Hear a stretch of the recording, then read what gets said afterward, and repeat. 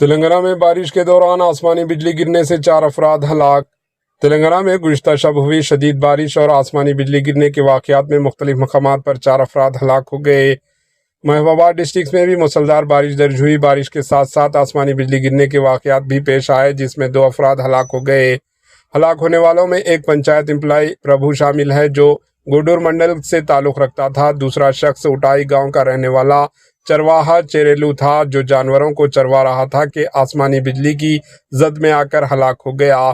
اسی طرح نلگنڈا ڈسٹرکٹ کے اپاجی پیٹا میں ایک خاتون کسان 46 سالہ بھکشما بھی ہلاک ہو گئی اور ڈسٹرکٹ وناپتی کے میاں پور میں ایک نوجوان 18 سالہ ناگراجو بھی آسمانی بجلی گرنے کے واقعات میں ہلاک ہو گیا۔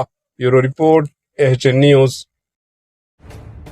AHN نیوز کے یوٹیوب چینل کو سبسکرائب کریں اور بیل آئیکن کو دبانا نہ بھولیں تاکہ آپ کو ہر نئی آنے والی ویڈیو کا نوٹیفیکیشن بر وقت مل سکے۔